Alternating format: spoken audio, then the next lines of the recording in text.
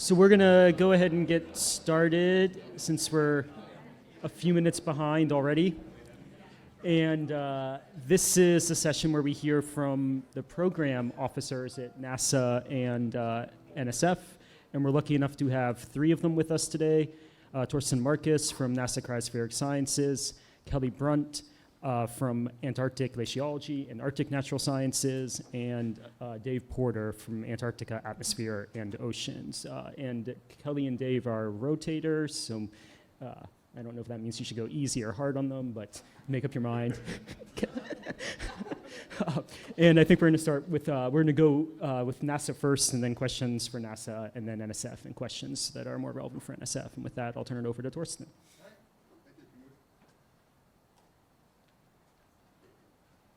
Hi, everyone.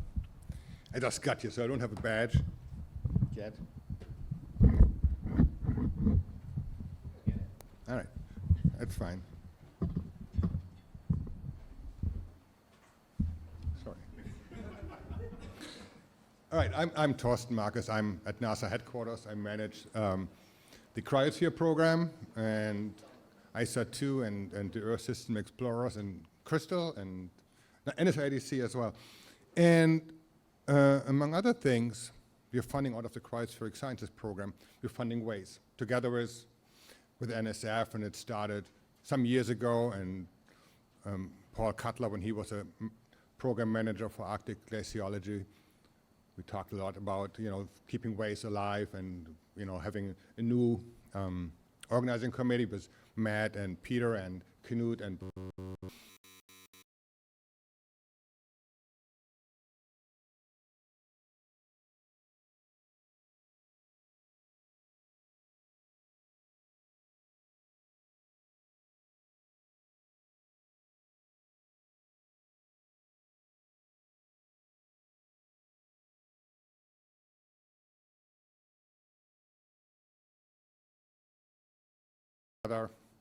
in the evening. And that makes WAIS really unique and something I really like about it. I also like what I also like about WAIS is that it's the topic is Antarctica. It's more than just the West Antarctic ice sheets, and we all know this. But what it does is, I'm NASA. We do mostly, a lot of what we're doing is, remote sensing, airborne and spaceborne. And so our temporal and spatial scales are, kind of similar. We go from, several meters to, 100 kilometers or so. And our time horizon, excluding modeling for a moment, is, 1 to 50 years. We talk seasonal, we talk, it's our satellite record. And so when I come to this meeting, I hear and talk with the Ice Core people, and that's a point measurement, but the time horizon is, thousands, hundreds of thousands of years.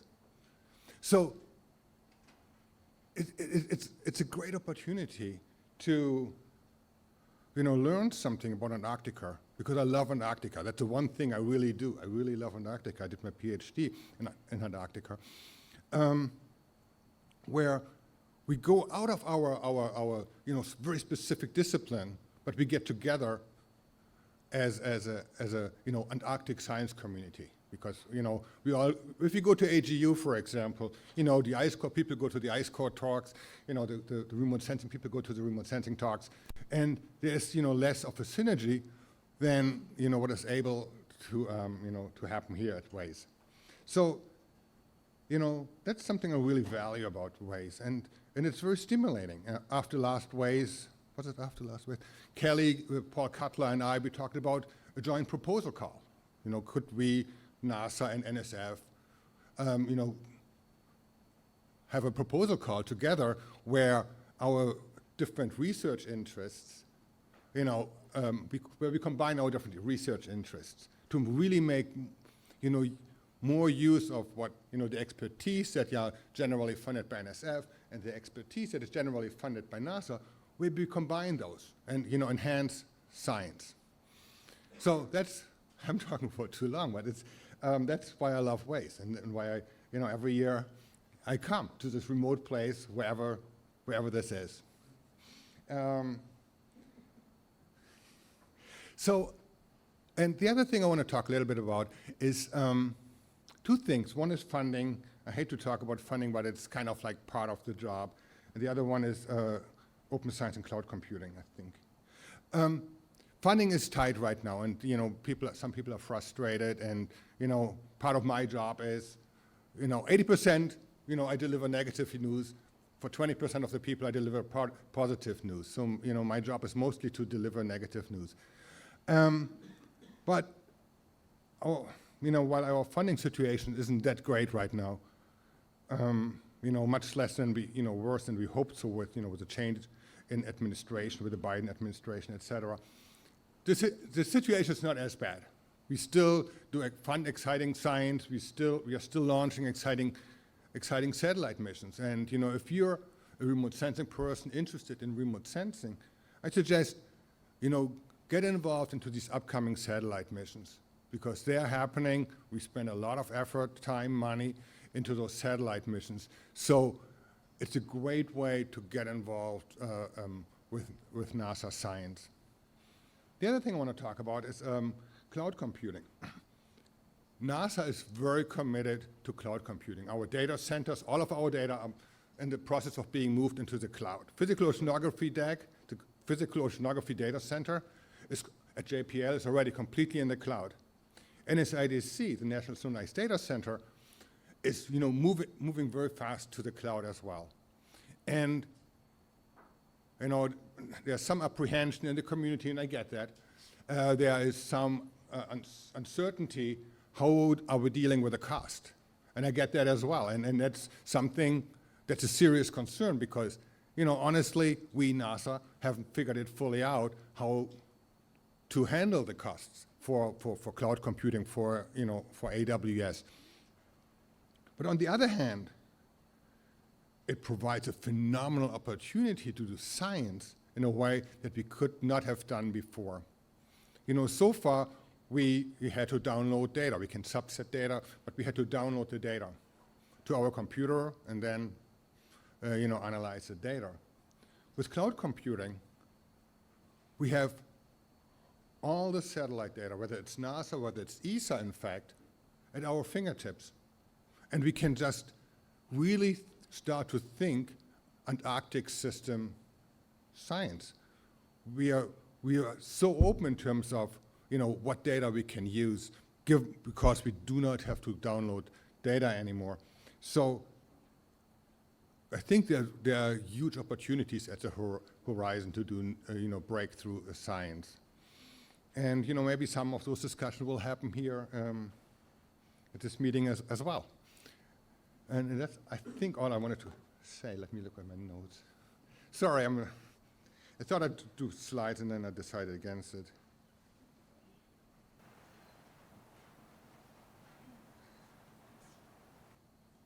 I think, yeah, that's kind of all I wanted to say, really.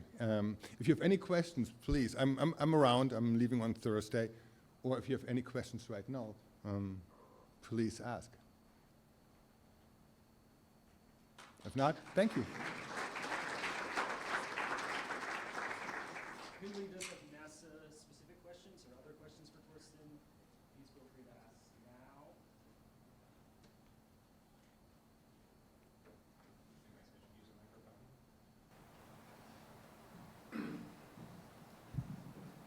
You kind of referred to questions in the vague sense, or to missions in the vague sense. NISAR, is there anything else coming online soon that we should be interacting with? SWAT doesn't go far enough south? It's a good point. So there is PACE for the ocean biology people. There's PACE coming up. There's AOS coming up, and that's obviously 5, 6, 7 years down the road, right? AOS will be the first mission that will have a precipitation radar in a highly inclined orbit. So we may get actual precipitation measurements from a radar over Antarctica and over Greenland. And there's SBG coming out, which is a hyperspectral instrument that also flies over the poles. And very often, these missions, you bring up a good point, they are not other than mass change, basically the next grays. you know, the polar regions are not one of their prime objectives, but, you know, all of these satellites go over the pole. So, you know, it's always a good opportunity to be the odd person out there to say, hey, I want to use this data for polar science. And, you know, the chances of success are often, you know, not that bad, in fact.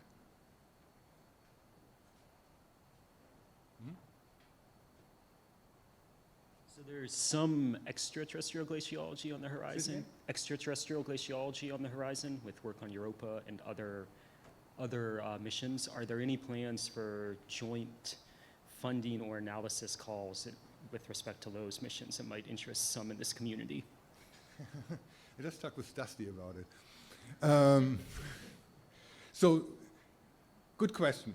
And, you know, so that Dusty and I are involved with what's called New Ocean Worlds. There's nothing, you know, specific right now, but the idea why, you know, we are involved is to, you know, to improve this dialogue between, you know, the planetary sciences and Earth sciences, and, you know, using Antarctica as an analog comes up very, very often. In fact, there are some discussions about, you know, what, you know, about a research station somewhere that takes measurements in Antarctica specifically to meet for the needs of the planetary scientists. So that's something that is being discussed, and hopefully, you know, that will improve in the future, because you're 100% right.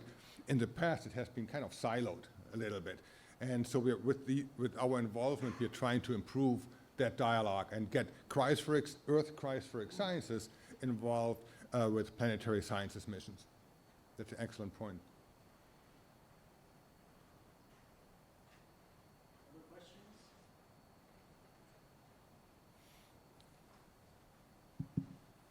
Yeah, so you mentioned cloud computing. What's the incentive structure for getting people using cloud computing beyond the things which I join in with too, which is advocating the benefits, but is there financial funding, or is there other ways in which you strategize getting people excited about using that approach?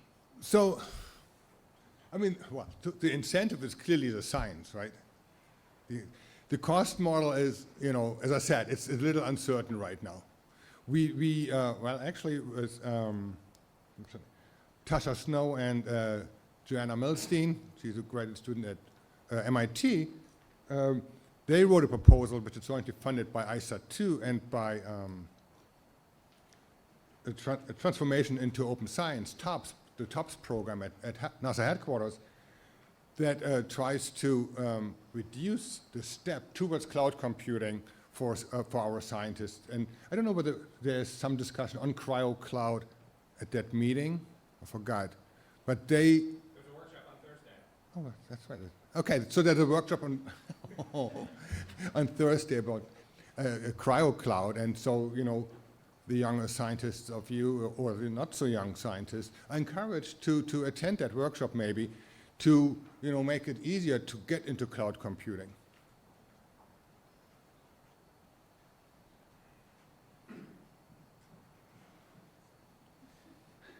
You brought up younger scientists. So the finest results just came out recently, and the funding rate is now at 14%, down from 18% 3 years ago to 17 to 15, now at 14, and that's pretty bleak for our early career folks. Is there any discussion in ESD to make that less soul crushing? I mean, I wouldn't even submit to a solicitation for my own proposals with a funding rate like that. So, yeah, that's a good one. It comes up. Obviously, it comes up. And, you know, at the same time, it comes up, you know, about the money that we have for our new investigator program. And that goes back to this question that I discussed with Eric Stike some years ago about, you know, the science pipeline.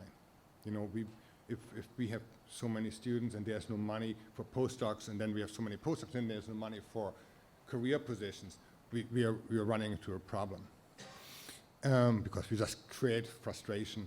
And so we had the same discussion at the headquarters level as well, because we talked about, 14% or something like this is a very low success rate, right? And I get this. And, in the past, I was able to fund some of the, excellent proposals from my program. So I could chip in funds with the recent budget reductions. I was not able to do this year for cryo. I don't have a great answer for you, Matt. It's hard, right? It's totally hard, and I completely get that. If a student, and I think it happened this year because of our budget reductions, none of our program manager was able to chip in money. If a student, a future investigator in finest, writes an excellent proposal and still doesn't get funded, it's hardcore, right? And I completely sympathize. And what can I do? This is part of my job, to deliver bad news. Hopefully the money, we get some more money, but it's tough times right now. But I completely understand the frustration. Let's thank Thorsten. We'll move on to NSF.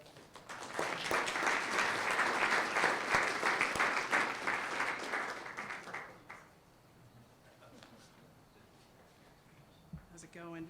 Hey, I'm Kelly Brunt, and this is Dave Porter behind me. We're NSF program officers. In some cases, we might be sort of new faces to a lot of you folks. As Knut pointed out, the Antarctic Glaciology program officer, foot in the Arctic section, working with Arctic Natural Sciences. Obviously, you guys are all familiar with Paul Cutler, who went over to, he's still in NSF, he's still in our sciences, he just went over to the mid-scale infrastructure program. That's good for some of the conversations that came up earlier, perhaps. And Dave's been handling the Antarctic Oceans and Atmospheric Sciences program. Peter Milne left a while ago now. But so we're IPAs. That's kind of important. We're not quite the same as permanent civil servants, and that, depending on what happens on October 1st, I will say that Dave and I have a little bit more freedom than some of the other program officers, so you can still reach out to us, no matter what happens on Monday, Tuesday, whatever it ends up being. I don't know. I just want to quickly address, was it Knut's question about extraterrestrial glaciology? I want to point people to a NSF Dear Colleague letter. It's one of our means of getting information out to the community. It's called Geosciences Lessons Learned for and from Other Worlds, GLOW. And that sort of gets at what Knut was talking about. So it's on the NSF side, but maybe interesting. I want to make one other announcement about changes in polar programs. Alan Pope has also departed us as of Friday. He has gone over to another role at NSF in the Office of International Science and Engineering. So there's another personnel change.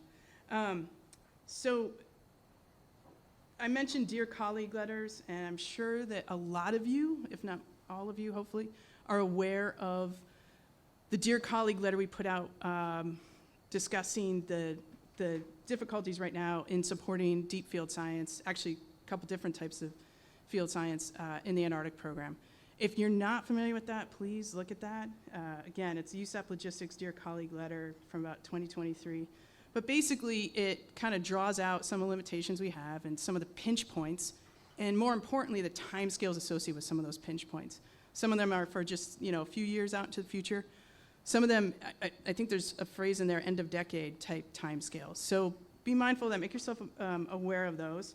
A science article just came out recently, kind of further highlighting that difficulty, so you can see and understand the things that we're sort of facing right now in polar programs. These are really difficult things to see, I know. It's a tough time. I think we all need to sort of manage our expectations right now on the program. As we're getting ready to go into this next field season, just please appreciate that things that seem like small requests right now, hey, can I push this into the cargo system at the last minute? Those are big requests. So please keep that in mind as you're getting ready to go into your field planning. This is a really challenging time. To that end, I think, in the past couple years, we've had a handful of really big projects, Thwaites, Coldex, starting about 2016, 2017, I think the early career community probably had a very extreme end member view of how the funding is in the Antarctic program. Those are big, big projects. Some of that money came from elsewhere. Ultimately, now we're looking at another end member. We're looking at the exact opposite end, that it's hard to get into the field. And this could be, there are probably early career researchers in here that only see this part too. You guys are looking at two very extreme end members. It's usually somewhere in the middle. So I would encourage some of the early career folks to reach out to some of the mid-career, senior career folks in the room to kind of get a better sense of what this really usually looks like. It's not like Thwaites and Coldex, but it's also not like where we're at right now. So give us a couple seasons, we'll get back. But talk to your senior colleagues and kind of seek out some good guidance on how to think of seasons coming into the future. Plus, we have a little bit of guidance too, and that's what we'll jump into now. As a lot of you guys know, we had already split our Antarctic science solicitation into two different components. One of them was a solicitation requiring absolutely no USAP, U.S. Antarctic Program, logistical resources. We'll cover that in a second. And the other one was, you require it at some level. And now that first one, if you require zero logistical support, that includes cargo, that includes PQ.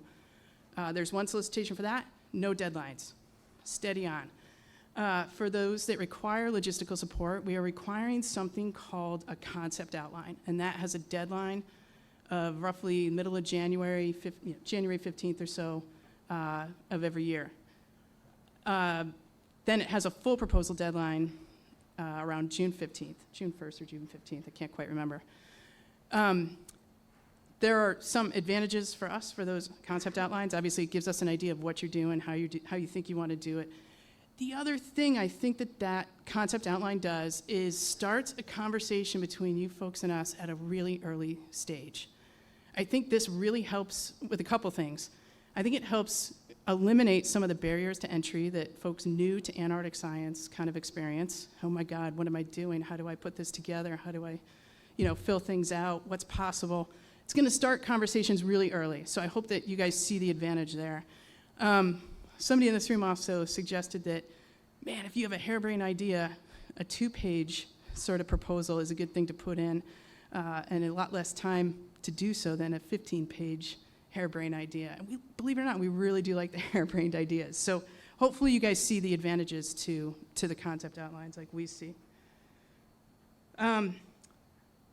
Data sample reuse. We also have a Dear Colleague letter that specifically says, hey, if you're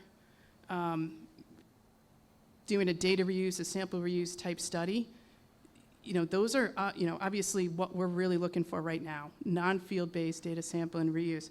We've heard a couple people already speak today representing repositories or DACs. I think we heard from Kirsty, Val, Jamie, and Michael from PGC, albeit briefly. Tap on those as resources. Call out that DCL in your proposal. Don't forget that not only is that a resource for you to call from, but you also have a responsibility, if you're NSF funded, to put your data into those repositories. So the other DCL, Dear Colleague letter, that I want you to be aware of is the NSF OPP's data management DCL. There are very specific requirements there. We want you, putting your data in these repositories either 2 years after data collection or before the end of the project, whichever comes first. So I think Kirsty said, please put it there. No, you have a requirement if you're NSF funded to put it there. So some other tips and tricks, though, that we think to help us, especially the early career folks, kind of weather this difficulty in getting into the deep field. First thing I want to point out is I have a couple colleagues, one colleague in particular that comes to mind. That person's been in the field since the mid-2000s, very big name in the field, and that person only made it out to Antarctica this year on a private vessel. You do not have to be a field glaciologist or a field researcher to be a very value-added member of this community. Keep that in mind. With that said, it'd be a good idea to start to think about diversifying your portfolios. Have a mix of field and non-field-based proposals, including things like workshops, hackathons. I also think for early career folks, postdocs, and folks kind of on that tenure track, I want you to think about the timelines associated with that. And then think about the timeline associated with submitting, say, a field-based proposal to NSF, getting it funded, getting out into the field and collecting that data. Those timelines don't match up. So I think if you're thinking about postdocs and tenure track type, timescales, be thinking about non-field-based proposals. I think they're more in tune with what you guys probably want to accomplish on shorter timescales. Look for other opportunities around NSF. Earlier today, we were talking about mid-scale infrastructure as a possible avenue for radar-type instrumentation, and Paul Cutler's over there now. So be thinking about other areas around NSF that might fit well with your research. There was also an EOS article, I think a little over a year ago, that kind of pointed at NSF saying, why isn't there one place for glaciology?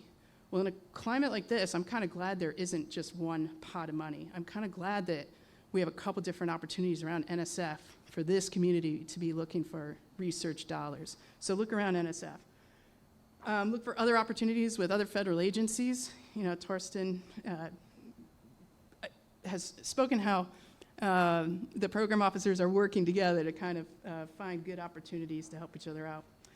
Look for opportunities north of 60 South. If you have some place where you want to apply some process study and it still fits, by all means, we're not necessarily thinking of 60 South as an absolute latitude barrier for things that come to our program. Reach out to your program officer, make sure that they're going to be okay with that, but don't think of 60 South as a fence. And consider logistics through this is harder, consider logistics through other parties or national programs. And I know there's a lot of people that have talked already today about working with places like COPRI or other agencies. That's hard to do as an early career person. I'm not going to lie. I think that's a mid-career type activity. But work together to figure that out. If you have an idea, and maybe you can find a collaborator here that's a little bit more senior than yourself that has those relationships or collaborations already in place.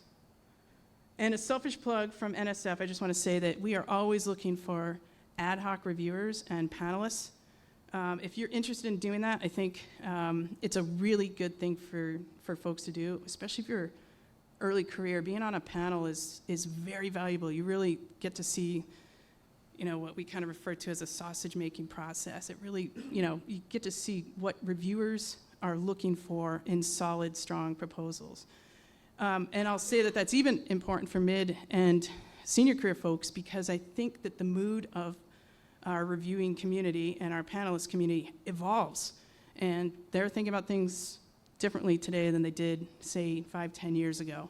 So I strongly encourage you to just reach out to us if you'd like to be, and I really hope you do, want to be part of our reviewer community. And the last thing, before I turn it over to Dave, who's going to talk about some very specific early career opportunities, I will say that I think there are really good things happening at NSF today. The line I like to say is, this is not your advisor's OPP. We do a lot to work across programs and across section, out of the division, all over NSF. It's been a really good experience, and I think there's a lot of opportunity for everybody in this room in some way or another. And I'll turn it over to Dave real quickly. Yeah, thanks, Kelly, and I'll reiterate this a couple of times, but she mentioned reaching out to your program officers, and that's kind of a message we'll have spread across this presentation. So I'm going to talk about some early career opportunities, which is something gets really excited about. I'm the Antarctic lead for the Office of Polar Programs Postdoctoral Research Fellowship, OPP PRFs, because at NSF we like TLAs, 3-letter acronyms.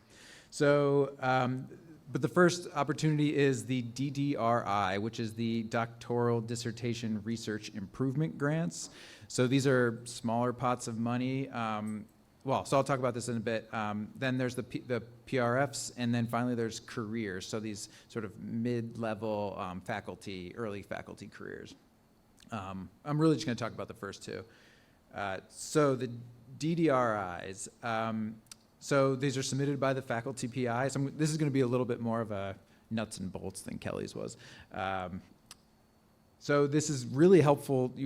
We get a lot of requests for, we're very supportive of early career researchers. We get a lot of requests for support from mid-career researchers. I mean, that's a little bit of a harder thing to do at NSF. And in a strange way, these DDRIs can be,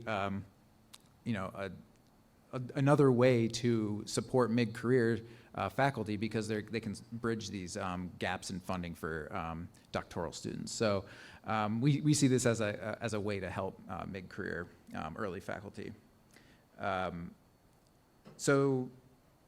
They're small, tens of Ks. They're really to get you through a gap, get you through a hump. But it's currently Arctic only, but we're confident this is a creative group, and so I'm sure you can find ways of linking the work done here at WAIS to the Arctic. So then I'm going to talk about the PRF.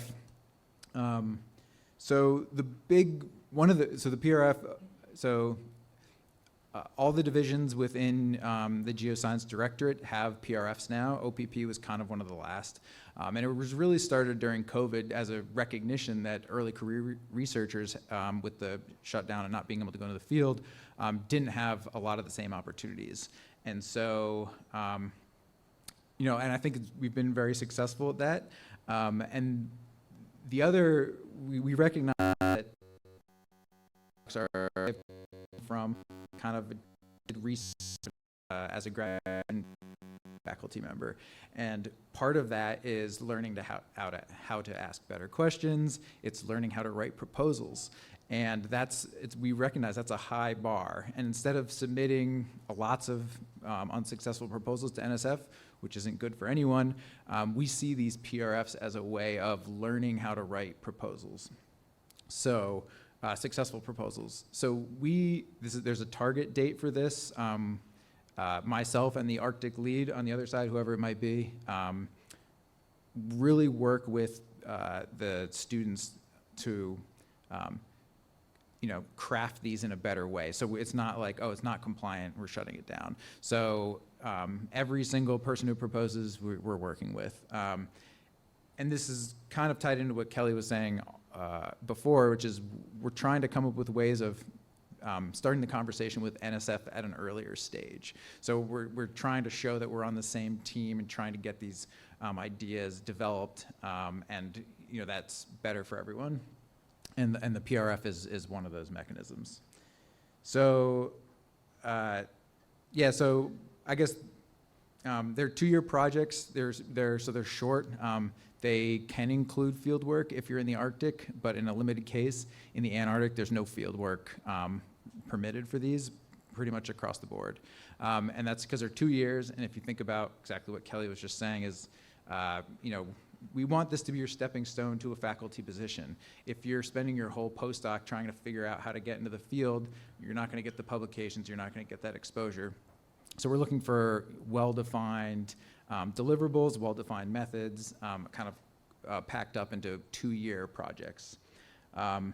There's some great benefits to this. There's $15,000 of stipend, research stipend per year, which you can use for traveling to conferences. You can use it to run samples. You can use it to go into the field, buy equipment. It's really a great opportunity.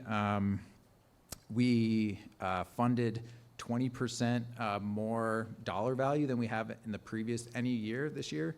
We had 12 total fellowships. They're now listed on the OPP website. And a lot of that was because other programs have been able to co-fund PRFs. So, one of the other sides, we get a lot of questions, how are we supporting early career researchers in this fieldwork pullback? And this is one of those ways is, the total amount we're funding postdocs has gone up. So a couple specifics about that is well, one is we're going to have office hours, and that is, we haven't sent the announcement yet, but it is scheduled. So if you're on CryoList or any of those things, you'll see this come across. But we are running OPP PRF office hours October 24th at 3 p.m. Eastern Standard. And like I said, keep an eye out for the, or come talk to me and I can give you the dates. The solicitation is 22-635 for those of you who don't follow the NSF solicitation numbers. But it's basically early February. So we have a bunch of time, so we're going to, and we also have putting out a series of FAQs to help. It's a kind of a complicated application process because you'll be transitioning to a new institution, and so different administrators get involved. But so we're going to publish an FAQ for that, and we're going to post that in a week or two. Yeah, and just the final thing is it's only 2 years, so we want a good, specific methods and deliverables, really good, clear, and concise, which shouldn't be different than any other proposals, but especially for these fellowships. Yeah, and so that's the PRF.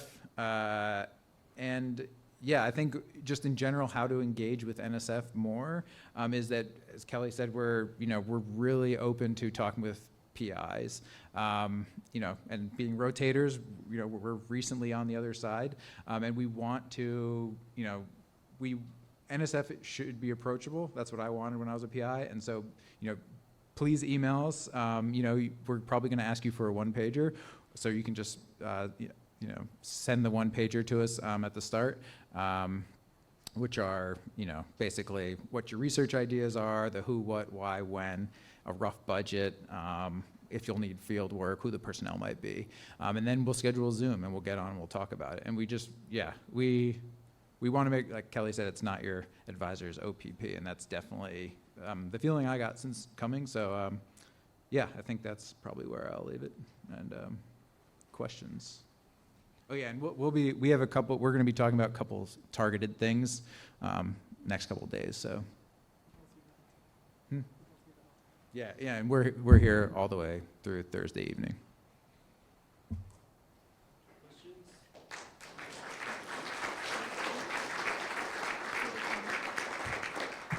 Hopefully, Kelly, I'm asking you this question to save you repeating yourself 1,000 times, not only here but outside this meeting.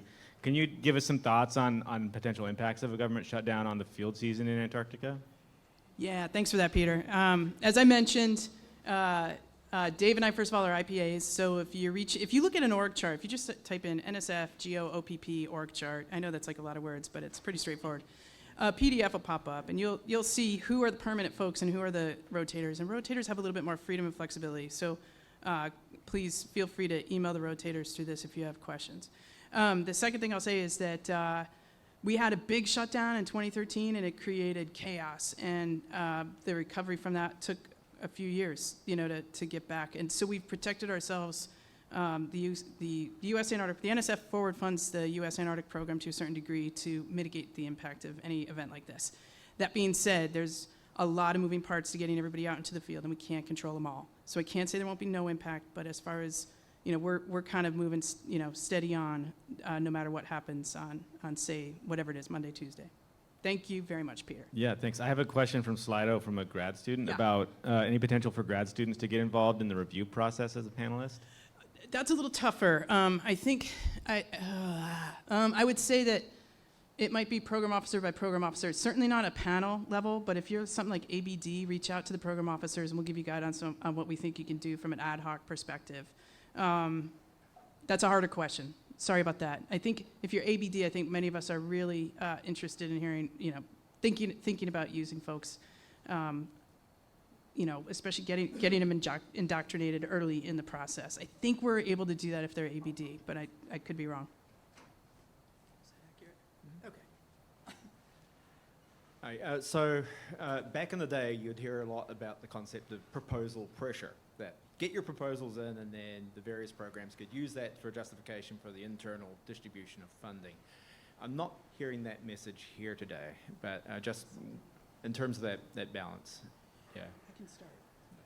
I think in general, I think that the programs work really, really well together right now. We look for opportunities to co-fund. We look for opportunities, to reach out to things like Antarctic Integrated System Sciences. We all use that program in interesting and cool ways. And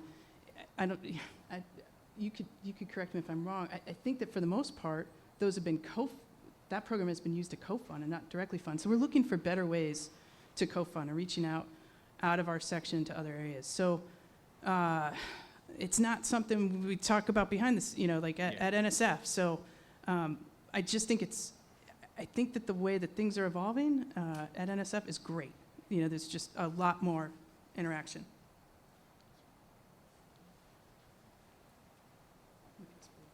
Thank you both, and to Thorsten too. This has all been really helpful. This might have just be a repeat question, but Kelly, you talked about being on review panels. Is the easiest way just for us to email you directly, or who would we reach out to about doing that? I think if it's most appropriate for you to be looking at glaciology proposals, shoot me specifically an email. And again, that's on the org chart. You can just pick the program officer that most fits, what you're doing, and just reach out to them and tell them where you are, what your specialty is, and that you're interested in doing that. It'd be super helpful. Yeah, and we all work on panels together, so we're always passing names back and forth. So we're within ANT and actually across OPP. We're very integrated these days. So email one of us and you'll get on a list. And the other thing that could help us is if we request something of you and you can't do it, give us a couple names, people that have similar backgrounds. We all have these Word documents or Excel spreadsheets of names that we've collected over the years, and those age out.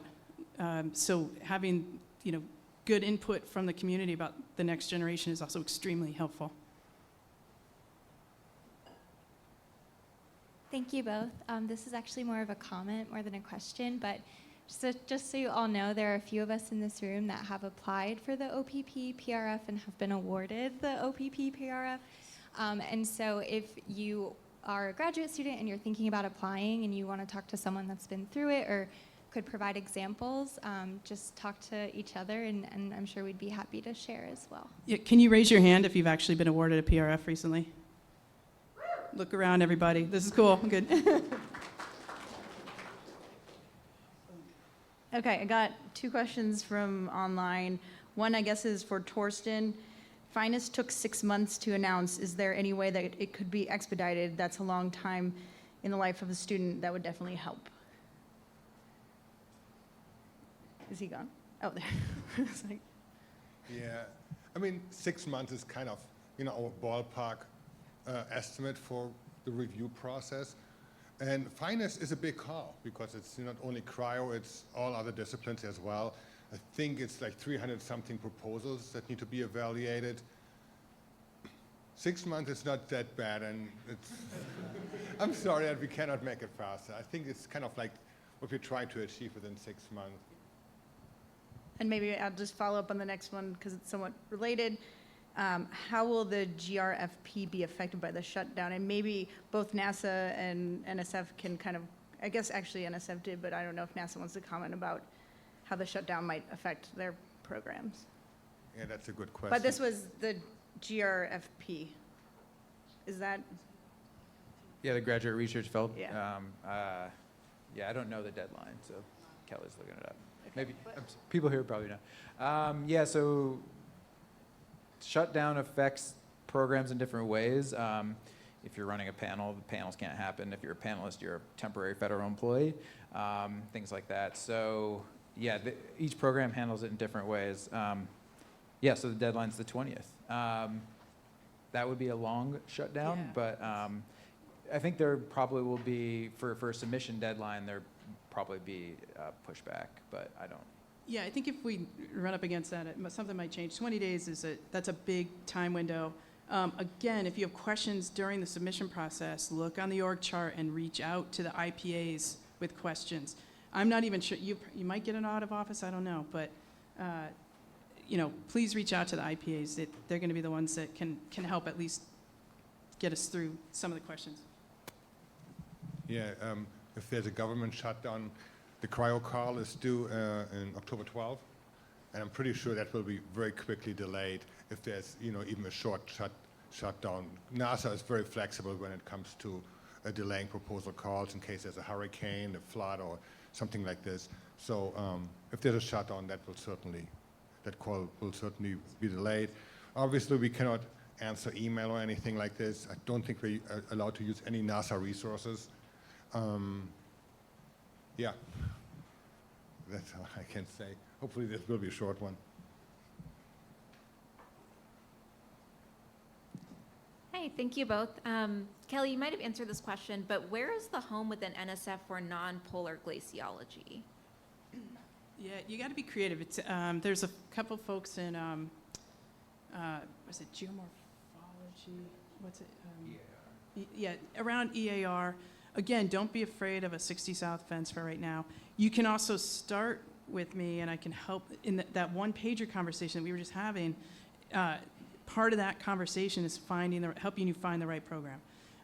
So there's a couple different options, and we can help push that proposal around to the right people. So that is more incentive for that one-page summary of what you want to do, how you want to do it, a WAG on the budget, and don't forget broader impacts. In those one-page documents, we also want to see, at a high level, what you're thinking about for broader impacts.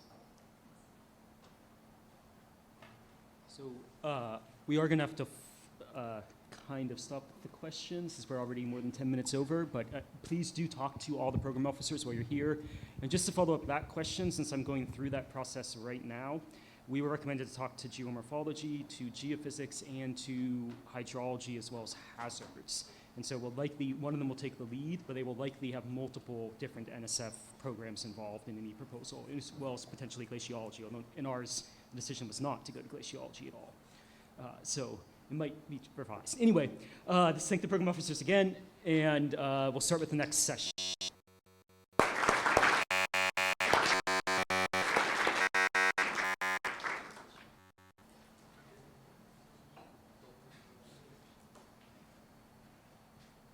All right, hello and welcome to our fourth session, which is the first part on piecing the puzzle together. My name is Philipp Arndt, and I'll be convening the session with Ellie and Johnny Kingslake today. Quick reminder to our speakers, please try to stay on time. You'll get a yellow card after 8 minutes, red after 9 minutes, and at 10 minutes we'll slowly get up and walk towards you and start dragging you off stage. To the audience, we'll have a panel again afterwards. If you have really burning, short, limited scope questions, you can ask them right after if they're direct questions, if there's time. But any broader questions, please leave them towards the end of the session. And with that, we can start with our speakers. As our first speaker, we have Michalea King as our invited talk, and we will hear about insights into melange calving interactions and glacier stability using SAR-based velocity mapping of melange within Greenland fjords. There we go.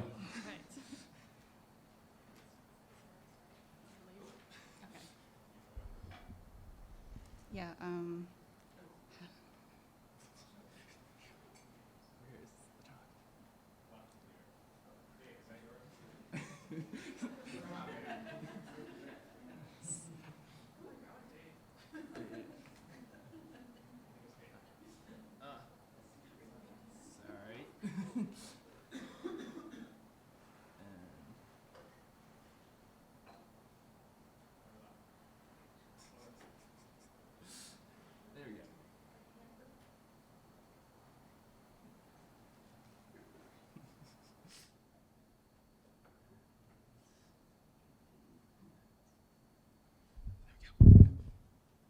Hello, does this sound okay? All right. Thanks everybody for having me and for letting me talk about Greenland today. So today I'm going to be talking about using SAR data for mapping melange motion and understanding more about calving melange interactions. Oh, it's vibrating. Okay. So for the first part of the talk, I'm just going to go over the methods themselves and kind of show what those applications look like. And while this talk today is about Greenland, I'm hoping it can maybe provoke some after-hours discussions on how and where in Antarctica we can also apply these methods. I know there was a poster, Chancellor, right, is looking at melange in Antarctic rifts, so I'm hoping that we can chat more about that later. And so Greenland, over 87% of the glaciated area terminates in the ocean. So of those ocean terminating margins, it comprises about 213 marine terminating outlet glaciers. And those glaciers, if you kind of sum them all up, the total frontal ablation of those glaciers totals over 500 gigatons a year. And when I say frontal ablation, I'm talking about solid ice discharge as well as net terminus retreat, subaqueous melt, et cetera. And this figure on the right, this is a paper we had out just a few weeks ago led by Will Kaczynski, is showing the frontal ablation intensity around different margins of the ice sheet. So the darker greens and blues mean there's more freshwater flux around those areas. And then showing how that frontal ablation is partitioned. So the red is showing that the overwhelming majority of that ablation comes from solid ice discharge. That is all to say that we have plenty of the raw ingredients needed to make melange because we have so many calving glaciers in Greenland. And so when I talk about melange, I'm talking about this stuff here. And this is a photo from last month in the Ilulissat ice fjord. And so melange refers to the aggregate mixture of icebergs, bergy bits, sea ice, that's all kind of like cobbled and frozen together. And so if we kind of take a bird's eye view and look at a satellite image of the same ice fjord, this is showing September of last year. And what you're looking at is this long fjord that's full of small pieces of iceberg. You'll see a couple larger pieces. I need to figure out where I'm pointing here. Okay.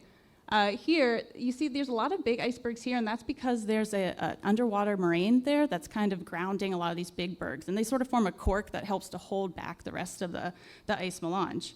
But I want to show you a couple images here that just demonstrate how rapidly ice melange can change and evolve, even over large areas like the Ilulissat ice fjord. And so if we go just to the following week, that entire fjord becomes a lot more fractured, so that melange is slowly disintegrating. And then if you go just 1 month out to November, it's completely beginning to flush out. So once that kind of cork is popped, so to speak, it can really rapidly evacuate that ice.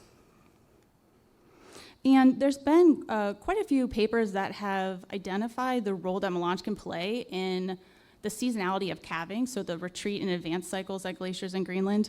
These studies have been typically limited to a small subset of glaciers or 1 or 2 large glaciers. And what they've identified is that while the melange itself probably does not apply enough buttressing to actually hold back the glacier, it can, if it's really rigid and has bridging stresses from the fjord, the surrounding fjord, it can inhibit, or at least temporarily inhibit calving, and thus becomes an important component of the seasonality expressed at these outlet glaciers. And so I mentioned that there's outlet glaciers all over Greenland and that melange is kind of born out of these marine terminating fjords. So of course melange then is a ubiquitous feature across fjords in Greenland. And so because it's such a widespread feature, it really necessitates the use of remote sensing in order to get an assessment of the spatial temporal variability of melange. And so while we have a few individual case studies at certain study sites, we don't really know what's the overall coverage of melange in Greenland and how has that varied through space and time. And so fortunately, I'm gonna go back for 1 second, we can apply a lot of the similar methods that we use for mapping the velocity or the motion of grounded ice to areas of the melange, as long as it's sort of flowing like uniformly relative to each other. So what I mean by that is that the individual icebergs, they're not kind of moving all haphazardly. If they're moving kind of as a consolidated mass, you can track the displacement similarly to how you would track the displacement over grounded ice. And so for the rest of this talk, I'm showing examples of applying these methods using Sentinel-1. So that's a SAR instrument to map melange motion. But as this kind of showed, ahead of where I was speaking here, all of these methods I'm showing today have been designed so that we can readily assimilate NISAR data once that comes out as well. So NISAR is a joint NASA and Indian Space Research Organization mission that remote sensing people are really excited about. So it has both ample coverage in the ascending and descending directions. So we have increased accuracies of velocities, better outcomes in high accumulation areas. So a lot of things to be really excited about there. So these same methods can apply using the NISAR data once it's available. And so let me kind of show you what this looks like. So this is a backscatter image, a Sentinel-1 backscatter image over the Upernavik ice fjord. So there's about 4 big branches here. And so a typical velocity map that you would see would look something like this, right? Just the grounded ice has the different colors over it. The brighter colors mean the ice is flowing faster. But if we simply extend the domain beyond the grounded ice over the typically fjord-populated areas, or the melange-populated areas of fjord, we can then just apply that same cross-correlation coefficient of the backscattered images to get a velocity map over the entire domain. And then, if we simply clip the velocity map by the contemporaneous estimates of where that terminus is in real time, we can get just a map of what that melange motion looks like. And I want to mention here that this only applies for, like I mentioned, the rigid areas of melange. So even if you look in the image to the right, that southern trunk, you can see melange in the picture, but if it's not flowing rigidly, if it's flowing, if it's kind of disintegrated or the melange isn't flowing uniformly, it will not be mapped under these methods. And so there's maybe pros and cons to this. The pro, I suppose, is that by still going forward with this method, we're able to conduct large-scale studies. So we're able to at least get an estimate of where we have rigid melange across the ice sheet. It also then excludes areas of melange that are non-rigid or are not moving as a kind of a consolidated mass, which are less likely to be able to inhibit calving at the calving front anyway. So we're really paying attention to the pieces of melange that are most likely to have an interaction with the calving front. I'm going to skip this. Okay. So now that I kind of explained how we map melange motion, I wanted to kind of show some of the fun stuff here and a couple applications and things that we are learning. And so the first thing that we've learned, and I know we only have 2 minutes left, so I'll go through these quickly, is that melange, how sensitive a glacier is to melange, is really dependent on the geometry. And so this is a really fascinating case study at Steenstrup East Glacier. This is in eastern Greenland. This glacier did some crazy things. Just over the course of a few years, it nearly quadrupled its speed, doubled its discharge. It retreated over 7 kilometers. But what was really important about that is because originally the glacier extended out past the fjord walls, but because of so much retreat, it now has the configuration necessary to sort of trap that melange in place. And now what we see is an advance and retreat cycle that are really closely corresponding to when you have melange present. And if anyone's kind of interested, this is a photo that Ken Mankoff sent me that's showing actually it's been flowing so fast and accelerated so much that it's actually sort of pulled this moraine. It's kind of neglecting this distributary branch of the glacier. So some really cool geomorphology stuff there. I'm not going to show this. Sorry. All right. And then I want to just show one more case study example here. This is at Allison Glacier. So this glacier has retreated over 10 kilometers over the past 50 years. All right, so starting in the dark purple through the yellow. But in 2021, in just the course of 6 days, so we get an image again every 6 days, you kind of see from if you're looking at that whitest patch, it retreated about 2 kilometers in just 6 days. So to just give you a sense of just how anomalous that retreat was. And I'm going to skip over this. If we look at what the melange was doing, though, it actually flushed out a lot earlier in this year than it has in the past. And so this is kind of a 12-month timeline on the bottom. 2015, typically the melange flushes out in July, but it flushed out as early as mid-June. And another way to look at this is to look at how many days the rigid melange occupied the fjord. And so in 2020, this is a typical year, you had at least like the brighter oranges mean more days. Compared to 2021, there wasn't melange there at all. Okay, and the last final thing is that moving forward, there's a lot more cool things I kind of want to do with DEM integration. So we know that melange is important. We know that if melange sticks together, it's more impactful on the calving front conditions. However, how do we really establish what makes melange rigid? And so what I'm working on now is following a pipeline developed by Connor Shiggins to get a volume estimate of the icebergs within the melange, and to look at how the distributions and size of the icebergs kind of impact whether that melange is rigid or not, and thus get an understanding of how melange will change in the future and its impacts on calving. And so for the sake of time, I think I will wrap it up. And I can show people more figures later if you're interested. But I don't think we have time for questions, but happy to take them after. Thank you.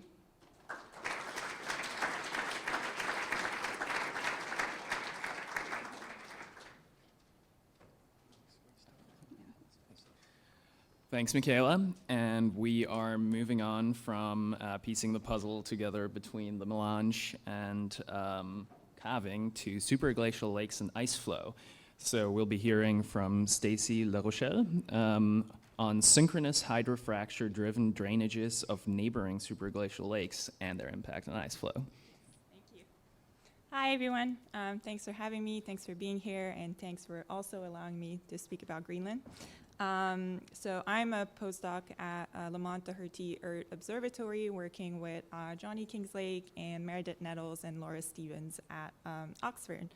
And so today I'm really happy to share some preliminary results from our recent field campaign in west central Greenland, where we've been looking at supraglacial lakes that drain through hydrofracture features like the one, how does this work? Yeah, anyway, you see. Yeah, like that. Okay. So if you've ever looked at a satellite imagery of the Greenland ablation zone,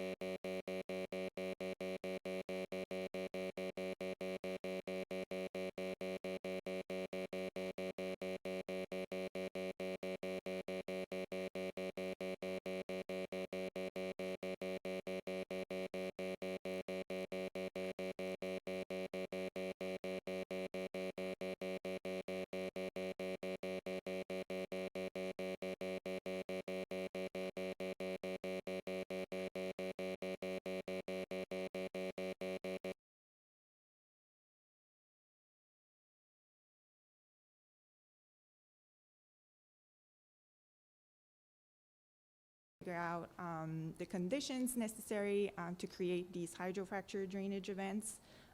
We need to figure out whether there might be mechanical interactions between these different drainage events, and how exactly does the resulting basal injection of water affect ice sheet ice flow. So to explore these questions, our team instrumented three sets of supraglacial lakes in the mid to upper ablation zone of the Greenland ice sheet. So this is the Ilulissat ice fjord here, so just about 100 kilometers from there. and the main instruments we deployed were GNSS stations and APRS stations, which Johnny briefly introduced this morning.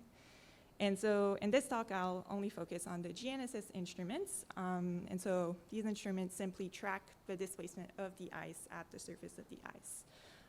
So this is what a typical GNSS station looks like out in the wild. So this is the little GNSS antenna here, and it's mounted on a pole. And so, and for those of you who may be wondering, this is not one of the lakes. This is just a little pond of water. And also, we'll only focus on the middle set of lakes located at 1150 meters of elevation. And so those are the lakes that you just saw drained at the very beginning of this talk. So if we look at the surface displacement recorded at one of our stations, so this one here, so this is the day, for the whole day between these two sets of images, so on August 2nd, 2022, we can clearly see that the station moves westwards, which is the main direction of ice flow. So this is consistent with the idea that the extra water at the base of the ice will accelerate ice flow. But if we look at the other two components of displacement, so in the north and up direction, we can also see that the station moved southward and upwards. In fact, it uplifted by about a meter. So clearly there's something more than just the ice acceleration here. So to better understand what's going on behind these displacement, we can think about synthetic examples of the three different mechanisms that we think are involved here. So first, as the hydrofracture opens up, it should cause the nearby GNSS station to move away from the fracture plane and also uplift a little bit. And so this is shown in this map view where the arrows represents horizontal displacement and the color map represents vertical displacement. So then once the water reaches the bed of the ice, there should be the formation of a blister that causes the surface of the ice to uplift and move radially outward. And finally, this change in basal hydrology may then cause the ice to accelerate. And so our GPS station should really be capturing the sum of these three different processes. And so the actual surface displacement pattern captured by our stations may look something like this asymmetric radial pattern here. And this is pretty consistent with what we're observing. So if we first focus on these three stations around the southern lake, we see that the stations downstream from the lake are accelerating and uplifting more than the station upstream from the lake. And so this suggests that the water mostly accumulated downstream from the downstream and under the lake immediately after drainage. And then if we look at this fourth station here, we see that that station started moving about 2 hours earlier than the other three. And so that's consistent with that station actually capturing the drainage of both lakes. So you can see that first it moves southward and then recovers to the north. And so we think that what happened is that first the northern lake drained and then 2 hours elapsed and then the second lake started to drain. And so given how close in space and time these two drainages occurred, one question that arises is whether the drainage of the northern lake then triggered the drainage of the southern lake. So to answer this, we need to consider elastic stresses that arises as part of this deformation. So here I'm showing maps of the principal stresses associated with each mechanism, with red indicating tensile stresses. And so that's important because tensile stresses may promote fracture opening in nearby lake basins. So the stresses generated during the basal blister opening in one lake may have triggered the drainage of another nearby lake. So the next step in this analysis will then be to use this framework to invert our displacement field for these three different mechanisms and then infer the stresses involved in these lakes, and that should give us a clearer picture of the mechanical coupling between these two lakes, which is critical to understand where and how much surface meltwater will reach the bed and how this will affect ice sheet flow once at the bed. And so stay tuned for a more complete analysis of this work very soon, hopefully at AGU. And I just want to quickly acknowledge our funders, supporting agencies, and the rest of the field team that have made this data possible. So thank you so much.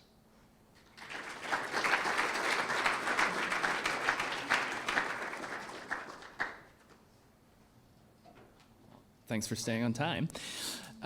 So after hearing a lot more about Greenland than I expected for a WAIS workshop, we'll finally move to Antarctica, and we will hear about how scars of tectonism promote ice sheet nucleation from Herc Dome into West Antarctica, from Andrew Hoffman. Hi all, thank you so much. My name's Andrew Hoffman. I work at Lamont Doherty Earth Observatory with Johnny Kingslake, Kirsty Tinto, and Dave Porter. But the work I'm presenting today was done at the University of Washington. And I'd like to just recognize all the collaborators that are involved in this project, some of them in this room, TJ and Ben Hills in the front. So pictured here is the field team that went to Herc Dome into the 2019-2020 field season. And then behind all those folks is a Hercules aircraft. And this is how the dome gets its namesake. And so it's appropriate here, too, to acknowledge NSF and USAP, because this is kind of a canon moment for this Ice Core project. As much as probably any of the data that I'm presenting today is just landing a plane here. So today I'm going to be talking about Hercules Dome. This is very different than the regions that we've been talking about in Greenland. This is an interior site. Hercules Dome is located at the edge of the Eastern Arctic ice sheet and the ice-covered extension of the Horlick and Thiel Mountains. It's located between two really large trough features, the Paxton Trough and the Foundation Trough. And the blue lines in this bottom left panel show where radar data had been collected before we did our surveys. And then all the orange lines are surveys that were conducted in the 2019-2020 field season. And the data that I'm going to present today, just because of time, primarily come from this instrument. And this is a new instrument that Knut mentioned earlier, and that John Payton has kind of pioneered development of at Crisis. This is a swath-capable radar system. So it has multiple transmitters and multiple receivers, and this allows it to geolocate information that's coming from off nadir. And using this information, we can map to the left and to the right of the radar sled what the topography looks like beneath the ice sheet. So if you interpolate spatially as you drive in one direction, you can get a 3D map of what the bed topography looks like. And this has not been done before this study in an interior region of Antarctica. And these are our big results. So radar swaths at Hercules Dome reveal massive U-shaped valleys and lineated features in areas where the surface speeds today are less than a meter per year. So beneath kilometers of ice, we see features that are reminiscent of alpine glaciation. So this is see in panel B here, we have the Hercules Dome Valley. This is the main trough feature that we image at Hercules Dome. And then in panel C is a lighter scan of the Yosemite Valley. So the structure we see here at Hercules Dome is the same scale as some of the features that many of us might be more familiar with here in the US. We also see in kind of SAR-focused radar data that the layers conform to the bed topography in interesting ways, and that there are arêtes, subglacial lakes, and then again hanging valleys, kind of all reminiscent of this kind of alpine glaciated environment, but beneath 1.5 kilometers of ice that's moving very, very slowly. Also of note is that the troughs themselves are oriented perpendicular to the gradient in the surface slope. So the direction that you would presume ice to flow at present is kind of orthogonal to the direction that the trough axes. Talked some about the larger scale features. The small scale relief is also really interesting. So outside of the troughs, we see that the roughness is approximately isotropic. So if you take the power spectral density of these topographies or regions outside of the troughs, you'll see that there's kind of uniform roughness everywhere. In the area of some of the subglacial lakes, you actually see the roughness almost disappear. And then in the areas of the troughs themselves, though, we see lineated features. we find that the roughness is anisotropic and that it's oriented with the flow direction, not of the present day, but with the trough axis. So the hypothesis here is that similar to deglaciated environments, this is an example from the Pacific Northwest, where past or where landforms have been used to infer kind of what the ice sheet configuration was like in the past. These landforms that we observe at Hercules Dome that are inconsistent with the present day flow may tell us some indication of what the ice sheet was doing a long time ago. So some things to know about landforms is that for them to form, the mechanisms that have been hypothesized for these kind of the genesis of these landforms is that there has to be fast ice flow speeds, you have to have water, and you have to have sediment transport. And we observe subglacial lakes, so we know that there's some water, at least in the troughs at Hercules Dome. And we don't know much about the flow speed of the past, but we can say something about the sediment. And so using aerogravity data that was collected as part of the Polar Gap Survey, we can test kind of sediment density hypotheses. And we find that the trough features that have previously been identified by Kate Winter the data are much better fit when we include kind of 2 kilometers of low density sediment within these features. So this is the overall cartoon that I kind of want people to kind of come away with taking, like what Hercules Dome and what this interior ice reservoir may have looked like during deglaciation and during ice sheet nucleation. So we have Hercules Dome. This is looking from the South Pole kind of to the Ross Sea. And there's these 2 likely fault-bound troughs that are likely sediment-filled, and they facilitate like really efficient transport from the interior region to the ice sheet margin. And this has really massive implications kind of for how we think about maybe not marine ice sheet collapse, but ice sheet regrowth and nucleation at the beginning of kind of when we think about how did the ice sheet form, you really need efficient transport of flux anomalies in terms of surface mass balance from an interior site like this to the margin. So with that, I will take questions.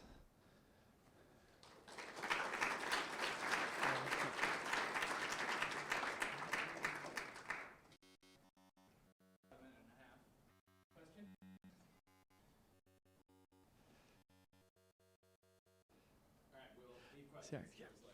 Thank you. All right. Next up, we have Luke Zoet, and he will teach us about the impact of frozen sediments on basal friction for soft-bedded glaciers and ice streams. Take it away. Teach you might be strongly worded. Yeah, so what you're looking at here is a picture from Greenland, and this is a layer of this frozen sediment that's exposed beneath the base of the ice. I'm not as tall as Andrew, so I'm going to bend this down. And what we're doing is some experimental work to understand, A, how does sediment get into the ice, and B, what effect does it have on the glacier moving.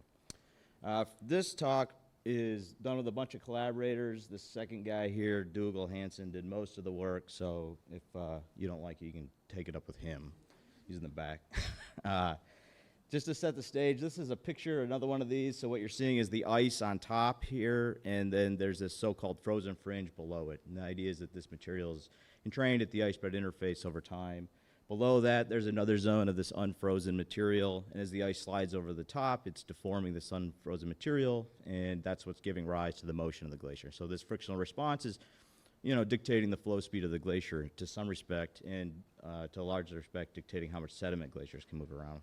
This is a picture from Peter Knight showing this sort of a close-in of what this stuff looks like, and then there's a picture from Pope Glacier. I think Ryan might have taken this, I'm not sure. But it's one of the cores they pulled up that showed, they have lots of sediment in the base of these cores that they're pulling out of Antarctica. And then this is a tweet, I think from Matt, that sort of looks at, boreholes that have looked through Willans, and we see it there. So in many instances in these Antarctic ice streams, we see that the basal zone is littered with debris, and that a question is, how did it get there, right? And so sort of this classic idea of how sediment gets entrained in the basal ice is this idea put forth by Phillips in the 1980s, which simply says that it's something like pressure-induced redulation infiltration. And so on the up ice side of these bumps, or of the sediment, you have a high pressure from the ice that exceeds the water pressure that's in the till. That leads to pressure-induced redulation, whereby the ice creeps around the back and it refreezes. Let's see if I can point this out here. So, yeah, right. So high pressures here, the ice creeps around the back and it refreezes. Over time, the sediment is entrained in the ice. When you look at the ice bed interface, it obviously doesn't look like a stack of cylinders. It's got more complexity than that. This is basically what the ice bed interface looks like. We took a white light profilometer and scanned a sliding surface immediately after the ice pulled back in some of these experiments. And it has all sorts of textures to it. And that's shaped by the ice sliding over the bed, rearranging the sediments and things like that. And so there's all this complexity at it that gives rise to factors that can deviate from what's in that simpler Phillips model. And so sort of a newer model that's more thermomechanically active or accurate is this idea that the curvature of this interface gives rise to these things called pre-melt films. And so the surface energy here at this water-ice interface is proportional to the degree of curvature. And so areas that have high curvature lead to differences in the pressure melting point of the water film. And so you can have zones of water that surround grains at temperatures many degrees below the bulk melting point. And that liquid water gives rise to a temperature gradient that leads to a freezing front that migrates down through time. And in that way, the sediment is basically incorporated into the basal ice. Now, the general idea here is the same, but the physics are quite different between these two different processes. And for this same thing, we have a closed form expression where we can begin to understand the rates. I don't need to talk about everything that's in here, but the point of this is there's no tuning or fudge variables in this. We can measure everything in the lab or describe it directly. And so in that way, we can in theory set up an experiment in the lab and directly determine which one of these two mechanisms are viable or are neither of them viable. And so here's just a plot of what they look like. The black one is that pressure melting, the black is the pre-melt theory. And on the x-axis is time, and the y-axis is the thickness of that fringe and how it grows and sediment gets incorporated into the basal ice with time. And the blue is sort of the older redulation idea. And so the objectives of this study are to determine if/how frozen fringe can grow under glaciers, specifically glaciers with temperate ice at the bottom, so ice at the pressure melting point. And then, if it can grow, determine what role that frozen fringe plays in the sliding mechanics of a glacier. So first we're going to do this first objective. To do that, we use these two machines. The one on the left is a cryogenic ring shear device. Essentially takes a giant ring of ice that's at the pressure melting point, puts it in contact with this sediment, till or whatever we want, and then rotates the ice ring over the rotationally fixed sediment. All the thermomechanical processes in this basically replicate exactly what you would expect to find at the base of a glacier, and that frozen fringe can grow if it could grow, right? If it actually forms in nature, we should be able to form it in this machine. The machine on the right is a new machine we built for this project specifically, and in many ways it's similar to the ring shear, except for it doesn't have torsion. It simply presses the ice into the sediment, and we can watch the rate at which the sediment grows. This machine is outfitted with all sorts of very complicated electronics to figure out many of the electromagnetic properties of the ice bed interface. I'm not going to talk about any of those, but it's more or less what you would need to calibrate lots of the radar data that people have collected too. So from the ring shear, this is what you're looking here is at cameras that are looking through the walls of it, and what you're seeing is ice on the top sliding from left to right. This is sped way up, and you can see there's this zone between these dashed lines that we've called the fringe. That is the sediment, which in this case is just glass beads, that has been frozen into the basal ice over the duration of time. And then there's a zone below it that's also moving, and at depth there's relatively minimal or no deformation. At the end of the experiment, we can take the ice ring out, flip it upside down, and that's what that center image is. You can see on the bottom part is a bunch of the frozen fringe. On the top part, we flaked the frozen fringe off so you can just see the ice, but it was there continuously. That final plot is time on the x-axis and the thickness of the frozen fringe, and so you can see it's increasing with time in this experiment. In the other experiment, we have the same sort of setup. So on the bottom are these glass beads, and on the top is that ice ring. And there's a thing on the top called an LVDT. More or less, that allows us to track the position of the ice ring as sediment is pushed into as ice is pushed into the underlying sediment, and allows us to measure directly the rate of this frozen fringe growth through time. And so to set the stage, here's those two plots I showed you before. That bottom one is the prediction you might expect from the sort of the standard regulation theory that's in all the textbooks. And that top one is if you include these more sort of sophisticated pre-melt film physics. And these are our results. And so they much more closely replicate these more advanced physics. And again, there's no tuning variables in this, right? We can measure everything that goes into this. And so the fact that it meets so closely, obviously makes the theoreticians happy that their model works pretty well.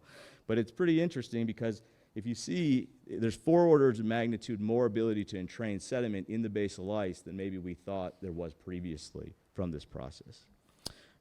So that means that there's a potential for the glaciers to entrain sediment and move lots of it to build those landforms that Andrew was talking about, to build the grounding zone wedges that we care about stabilizing the ice. This is a very effective mechanism. Okay, I got 2 minutes. So lastly, we want to determine what's the role this frozen fringe is playing in sliding. And so we did a series of experiments, some with class in the basal ice, like on the right, and some without. And we looked at the frictional response in response to basically spinning the ice ring at different speeds. And that gives us effectively a sliding law. And what you see on the left is all of our results. They all increase. Drag is on the y-axis and sliding speed is on the x-axis. The drag increases up to some bounding stress, which is the Coulomb strength of the till, shown in that dotted line, and after that they basically reside at the Coulomb strength of the till. When we compare it to this Zoet and Iverson sliding law from 2020, we see that the same general form holds, it just gets to the Coulomb strength sooner when you incorporate this regulation, or when you incorporate this frozen fringe. And so it still has a regularized Coulomb response. It reaches that Coulomb stress at a lower velocity than a frozen fringe. But you could ask yourself, what's causing it? One thing that we found in this is this presence of something called a mushy zone. So you have the ice, the frozen fringe, and then below it you have a zone where you have partially saturated ice, and lots of deformation is occurring in that zone. That zone is so narrow that you would never really be able to see it in the field. You wouldn't be able to image it geophysically, but it is rheologically controlling what's happening at the bottom of these glaciers and giving rise to that rate strengthening limb that is in the sliding law. So your deformation profile might look like this, where it's high sliding, continuous deformation as a block at the top, and then the deformation decays in the mushy zone and then goes from there. So the implications are, this is a viable mechanism for rapid entrainment of sediment to build various landforms like grounding zone wedges, drumlins, elongated features. Adding more complexity to this basal boundary system, like through that implication of the frozen fringe, still results in a regularized Coulomb response. And despite the small size of that mushy zone, it has pretty strong implications for the rheology of the whole basal sliding system. So with that, I'll turn it over. I'm getting the stand up here, so.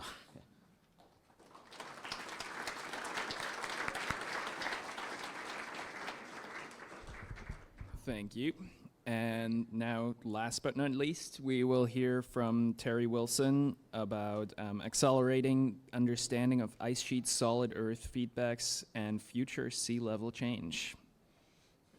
Is this supposed to point? Is that this?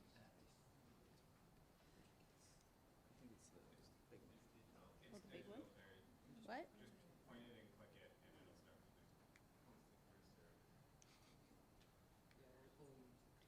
Oh, wave my arms. How about a stick? That's the era I come from. Come on. Yes, so this is putting the puzzle pieces together, right? And so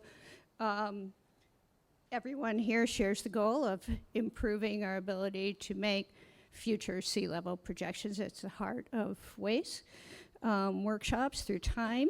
And easy. All we have to do is understand this coupled climate, ice sheet, ocean, and solid earth system, right? Yeah, so I'm going to make the case to you today that one pathway forward to better understanding this system involves a better integration of vertical land motion in our models. In models, I mean, maybe you're doing GIA modeling related to ice mass change, or you're doing ice sheet models, or you're doing ocean circulation modeling within ice shelf cavities. So I'm going to make the case to you for all those vertical land motion matters. And why does it matter? This is a map on the right of vertical land motion from about 100 continuously recording GNSS stations around Antarctica. And you can see, in particular in West Antarctica, it's moving very fast, 5 centimeters a year, not millimeters, centimeters a year, right? And it also changes sign. So if you look at the Amundsen region, here's my cursor, yeah. From up, as we go offshore, it's going down. That also occurs inland. So there's gradients that's changing the bedrock slope to be more retrograde or towards prograde, and all of those things matter. So I'd like to put this together with the linked solid earth process that's very important in conceptualizing this, and that is earth structure. And so the map on the left shows viscosity at 100 kilometers depth in the upper mantle inferred from seismic velocity. And so we go from the blue colors, relatively high viscosity, towards the red colors, relatively low viscosity, that underlie all of coastal West Antarctica. And this particular derivation gives viscosities of 10 to the 18th, even 10 to the 17th Pascal seconds, which is very low, a hot spot like Iceland. Some would claim that's unrealistic, and we can look at Shiji's poster to learn more about that. But what's important about that is a couple of things. First, that you get this very rapid response, or you can think about that differently. There's a short memory of ice mass change because it relaxes very rapidly after the load changes. And so that means that West Antarctica is not responding to anything related to LGM. And in fact, many models have shown that it's responding to decadal, maybe centennial ice mass change. And in particular, studies have shown the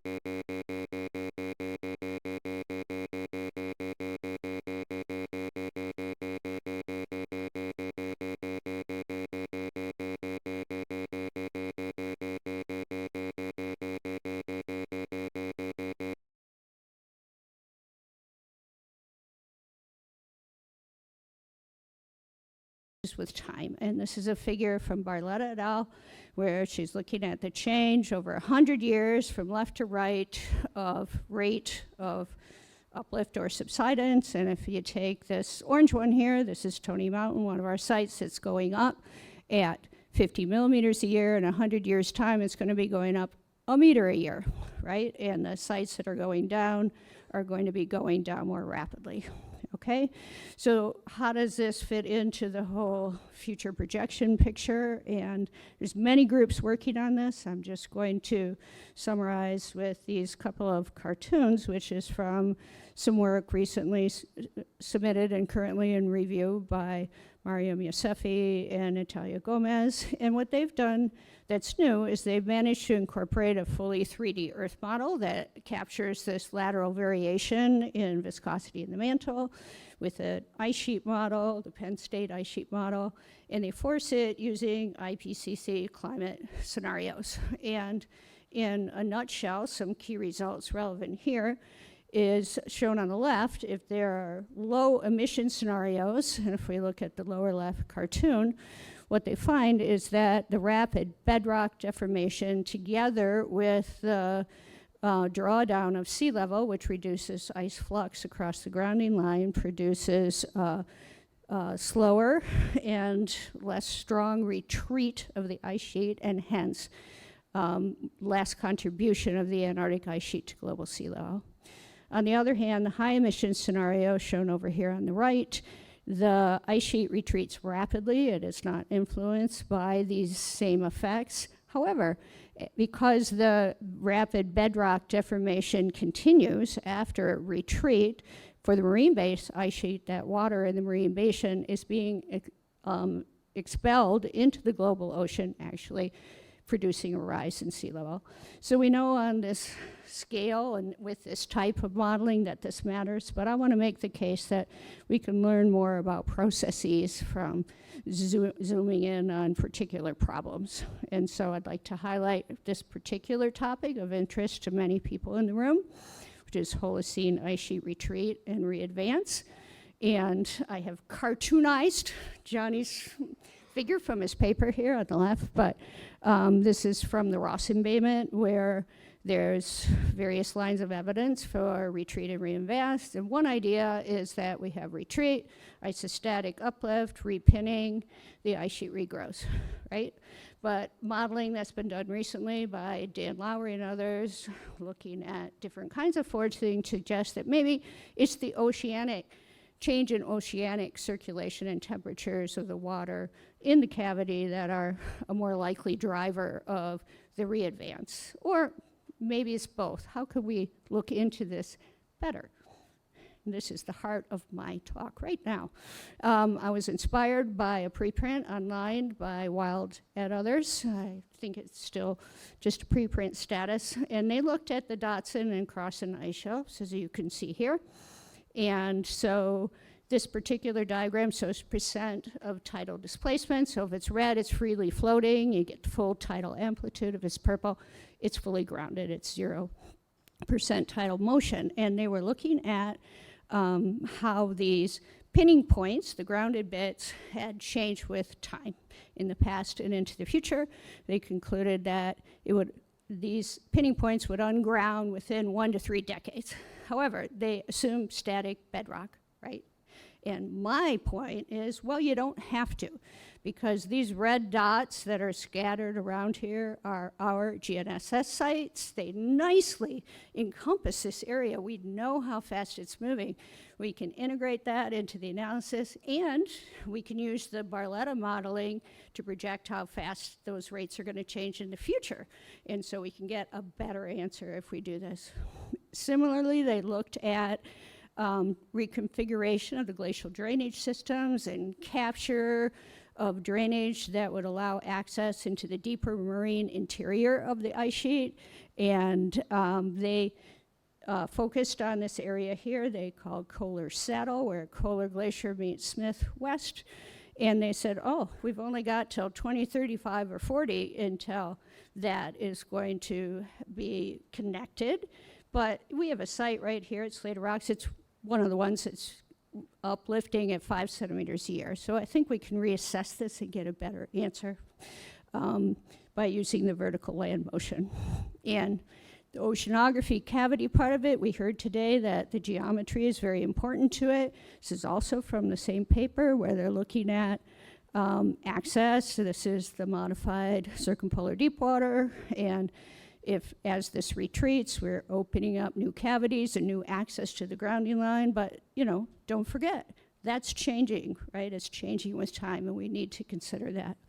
So finishing on the largest scale, you're going to hear about the Rings project from Kirsty tomorrow, right? Their goal is to look at these kind of processes and approaching it by providing better data about subglacial and subice shelf topography bathymetry around the margins to study these processes, but it's moving, right? So as we do this going forward, we have to consider the dynamic solid Earth, and there are a couple projects I'm involved in that are compiling GNSS data for vertical land motion around the coastline that can be integrated with this, right?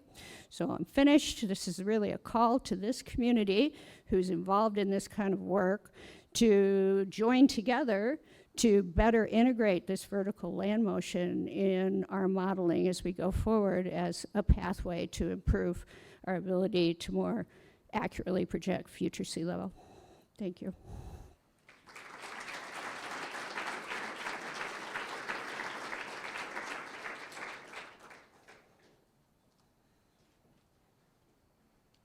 Thank you. Okay, that was fantastic. Thank you to those speakers, a great selection of talks. So could we get each speaker from this session up for the panel discussion and take a seat at the front here, and we can start opening the floor up for questions. Great, that's a nice one. So I don't think I can do a better job of introducing this section than Kirsty did, so I'll just channel the things she said. Does everyone remember what she said? It was inspiring. Let's try and be like what Kirsty said we should be like. But let's try and, holistic, like, questions which try to bring together the disparate parts of this puzzle. Certainly, I'm sitting there trying to think of that, and it's quite a challenge. This is a complicated problem, lots of little pieces. But please, go ahead, Rob, up to the microphone, please. Thank you. Yeah, so I've got a question for Luke. So when you scale up your laboratory experiment, where your frozen fringe is of the order of millimeters, I think, in your mushy zone, yeah, that you're producing during the course of these experiments? Yeah, you can think of it as a rate, right? So what we can predict is the rate at which the frozen fringe will be added, and then there is sort of an upper bound based on the thermal bounce. So if you project this over decades and scale it up, can we produce fringes that are thick enough to transport the amount of sediments that we actually see in grounding zone wedges and deposit those in the time frame that we think they're deposited in? Sure. So good question. Okay. So, I think that there's another component to this in the field that happens, which is like, say you add a frozen fringe, which is this incredibly debris-dense material. Well, over the duration of ice flow, the hundreds of kilometers, that ice is being deformed, right? And so when you deform that frozen fringe at the bottom, that material that's entrained in the basal ice starts to get incorporated higher up in the ice column. And so like when Cam drilled those holes through the ice stream and he put the cameras down, they could see debris over a wider zone, but it was more diffuse. And so I think what happens is adding the material to the base through this frozen fringe process is how you get it in there, but you can continue to deform the material and incorporate it farther and farther up into the ice column, at which case you can get pretty high loads of sediment. I would say that in some instances, it may be that we can get lots of sediment in the ice, as you've seen in the ice fin robots and stuff, but it's kind of about how quickly you can melt it out, right? Because that's what's happening a lot of times when it gets to the grounding zone, is that water is getting in there and it's melting out the ice, and that's what's dropping it out in the grounding zone wedges. So your rate limiting process might be how quickly you can get heat into the system to melt the ice, to drop the debris out, and not so much how thick we can make it. Does that make sense? Yeah, okay. Absolutely it does. I'll pass to somebody else. You can go up to the mic, or I can pass you this. Thanks. I just have a follow-up thing. This was a good exchange. A lot of these layers, especially the thick ones, like the one in camp, are actually interlayered. Yeah? It's clean air layer, and a dirty layer. It doesn't look like necessarily you would get dispersed layer if you're just deforming. Yeah, so I've seen that same thing in the basal zone of Ingabrine, exactly what you're talking about, like debris-rich layer, then a fairly defined boundary between that and the relatively clean ice on top of it. And so this is a question that people have asked me, and I think the next step is to basically set up experiments where you use mixed reality, because essentially when you put the debris in there, you're changing the rheology of the ice, and then you start to deform two different rheology ices over one another and see if you can form these sort of banded structures. But to your point, I don't have a great explanation for the exact banding that's in there, other than the fact that this is probably a mechanism to get the sediment into the basal ice, and after you start deforming it, all sorts of crazy things can happen.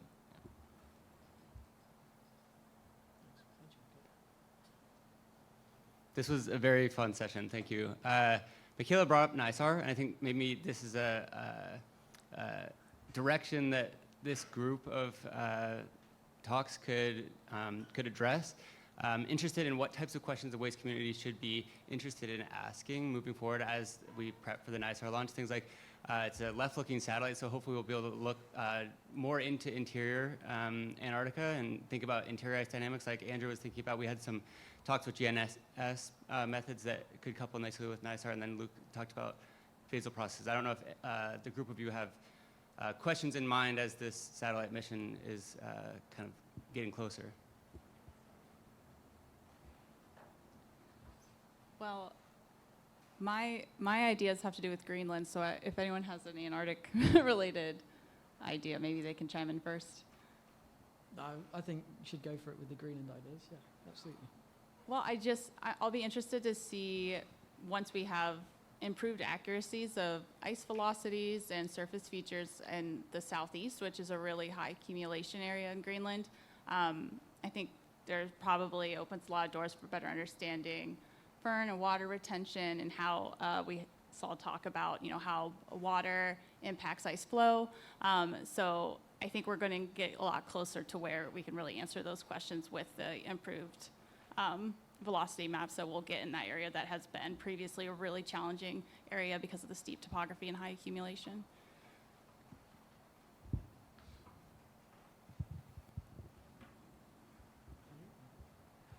Yeah, maybe to add to that, I think some of the other products that are possible to make with NISAR data will be also interesting, specifically SAR backscatter data, and using that kind of to test maybe some of the hypotheses that are connected to like meltwater events at the surface and thinking about near surface properties. I'm not a satellite person at all, but I mean, I think, the way I think about it is using it in areas that are particularly dynamic. NISAR is going to be great for that, and then looking at changes that occur relatively quickly, and then tracing that back to specific processes that are driving it will be, pretty revolutionary. Okay. Well, maybe not Antarctica specific, but I'm looking forward to more bedrock, doing INSAR on bedrock along the edges of the ice to see if we can get some better constraint on solid earth deformation in these regions.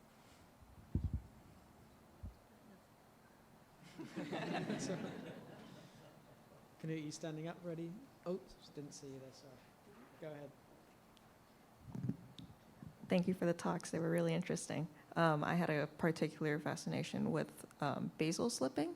I guess it could apply to all of your projects, but in particular, like how each factor influences the direction of basal slip. Like I know for your hydrofracture, did the orientation of the hydrofracture have any influence on how the basal blister, like first, did it influence basal slip in any way? Like Andrew had said with perpendicular troughs, like if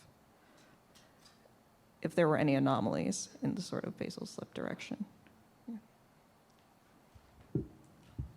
Thanks. That's a great question.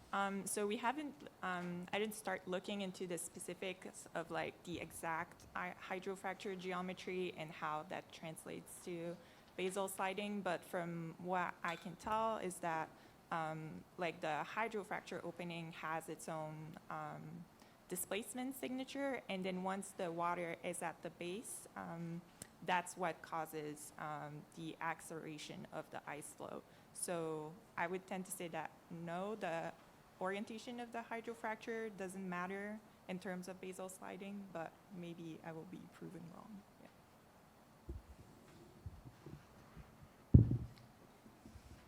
Yeah, I don't know if I have much to add. Great question, though.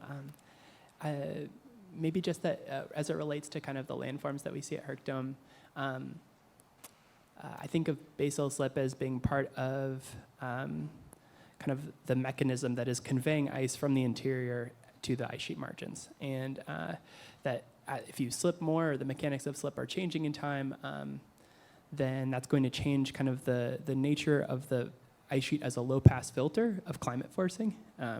So yeah, I think understanding that is a key problem, especially within kind of thinking about deep like ice sheet change over kind of centuries and millennia.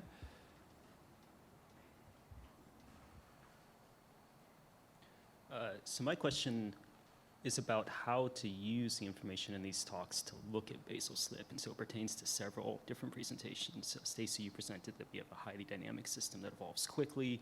Luke, you presented these observations that were based on empirical results that refined The flow law seemed to point towards a regularized Coulomb friction law being the most appropriate, possibly for most places. And then Andrew, you presented data that showed over long time scales that our basal friction field might change considerably. So I'm curious just for some commentary on paths that you would think would be useful to investigate moving forward with modeling. And I know there's more modeling coming later in the conference, but I'm curious to get thoughts on what your observations in this highly observational session point towards. Okay. Yeah, I think the work work we are doing that points to, for example, regularized Coulomb. When you invert for something, that's a good snapshot of what's there right now, right? But you need some physics to then use that to then project into the future. There's all sorts of things that can change in the future. The topography of the bed, for one, obviously the subglacial hydrology, and all those things will manifest themselves in the sliding response of the glacier. But with an underlying physical understanding of the processes, you're then able to forecast that, which is particularly important in the future when you're modeling something, and you're modeling something based on stresses and then trying to get a velocity, as opposed to lots of inversions, which are going the other way around. And so I think that's where that's the utility of some of this work, is making a relatively simple relationship that allows those two things to be correlated to each other. Knut was my advisor at the University of Washington, and so most of the work that I presented is comes very much in kind of a shared collaboration with him. So I think that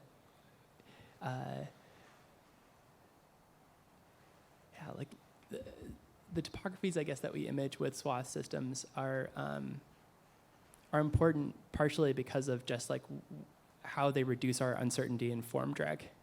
So for a large ice sheet where there's there are areas where there's the interpolation is, we're interpolating from 2 points that are spaced 5 kilometers apart. And so this is less true for the margins, and our coverage is getting better and better. It's amazing, but there's still a lot of work to be done there. And I think with swath-capable systems, I think there's the possibility in the near future to have higher density coverage in areas that we think are very vulnerable, and reduce that uncertainty that's associated just with a bed topography that we don't really know.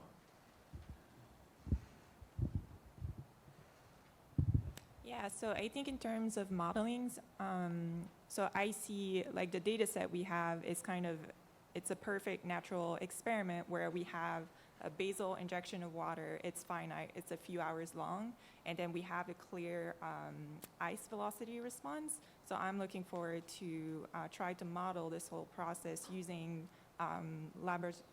lab-constrained friction laws, and also adding the effect of water to that and how that all plays out together. So very coupling friction and water diffusion and ice motion.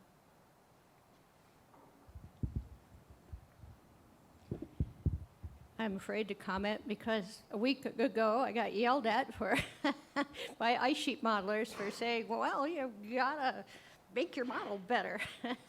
And they're feeling a little overwhelmed with all the parameters they're already dealing with. However, you guys know who are ice sheet models that your parameterization of what the solid earth is doing at the bed remains pretty simple, and I would be happy to work with you to figure out what scale and sort of rates and viscosities and et cetera actually need to be incorporated to simulate what we're actually know right now about how it's changing with time.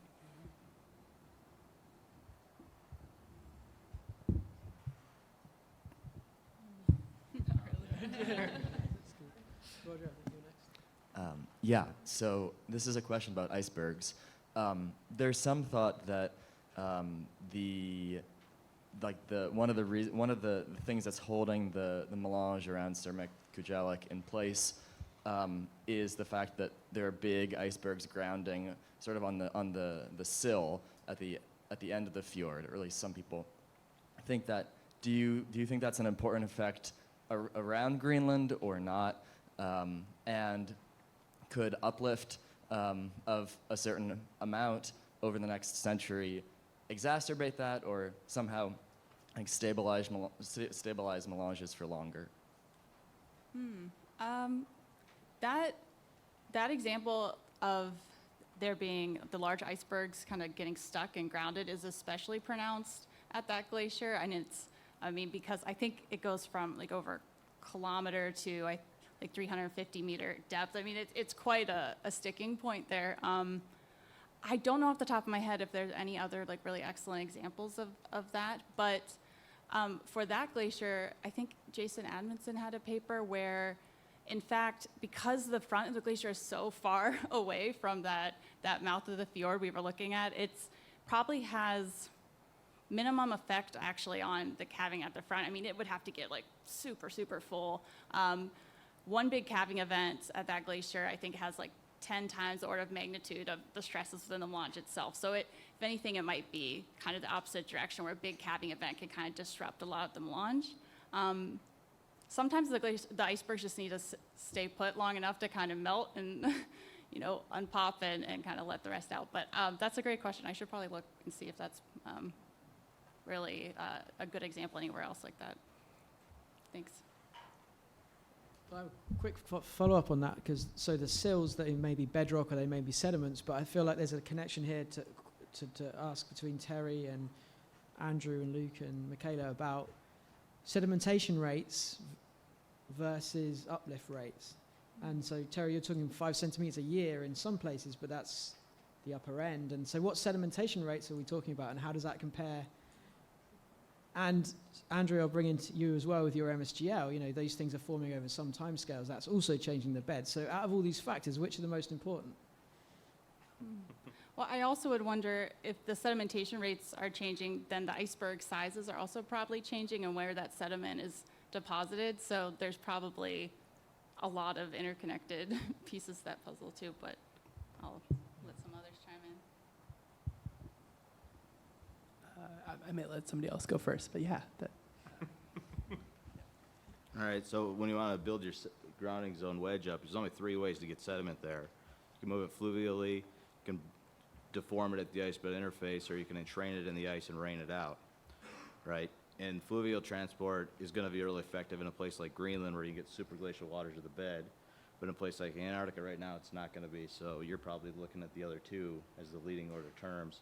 I think people used to think the deformation of the bed was probably the leading order, but Dougal's shown that the deformation is pretty narrow. And so I think that your primary candidate for a high sedimentation rate is being able to entrain a lot of sediment and then having warm enough water to melt it out and build at the wedge. Can the rates exceed 5 centimeters a year? Sure, in some instances, but I don't know that they always will. Maybe they can keep up. Maybe they can keep up in some places, but not necessarily everywhere. And every system's going to behave a little differently based on the effect of stress and the conditions behind it.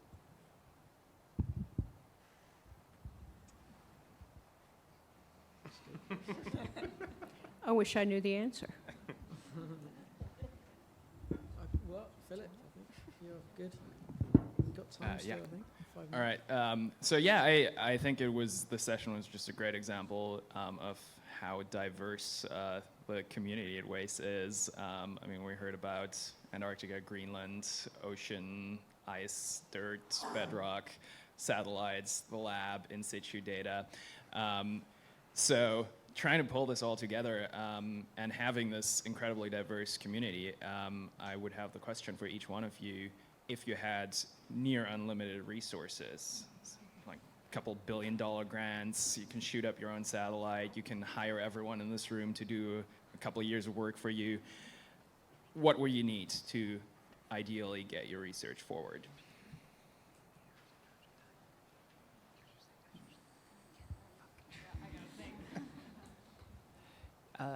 This maybe goes back to the point that I raised earlier in terms of, I think that the swath system that I presented today is ground-based, but this can also be instrumented to fixed-wing aircraft. And so it is possible to swath map large areas of the continent. There are these 2 large grids on Thwaites that Nick Holshoe has processed and presented on in the past. Another collaborator who's part of this project and part of this work. I think doing this over large areas of the continent is more and more feasible, and again would allow us to kind of, we don't have to have uncertainty in terms of the form drag component of the basal slip law. So one area, I think if there's a lot of money, is a thing in the experimental realm that could make progress on many of the problems I've seen presented so far today, is something called a hypergravity facility. And that means building replicants of what you want to study in a centrifuge that can accelerate things up to 200 G or something like that. And then those scaled experiments will have self-similar body weights and body forces. And you will be able to replicate a wide variety of the physical processes we've talked about. And we have a proposal in review for years now. It's a big one to build something like this. But something of that scale would allow many of the things that people are asking about in this workshop to be directly addressed and touched in the lab. Yeah. I would put GNSS stations everywhere and some lake pressure sensors in all the lakes, and also wells that go at the bottom of the ice sheet to measure water pressure. Well, y'all think I'm going to say GNSS stations on every outcrop, and that'd be great, but I think that an integrated approach, and that was kind of what I was advocating, for example, rings plus GNS around the margin, for example, and that kind of coordination is very important for the in situ observations. But another main thing that I think is super important for making progress is more focused work on advancing modeling skills and modelers capable of using those together with the observationalists. I think that has to be entwined. And so investments in modeling advancement together with new people that can do that modeling, I think, are a crux of actually making progress in the future. Michalea, did you want? I want the centrifuge. Michalea wants the centrifuge for the. Okay, so that's about 20 past. I think that's wrapping up. Maybe Peter's coming up to say something. Well, thanks again. Amazing session, everyone. Thanks for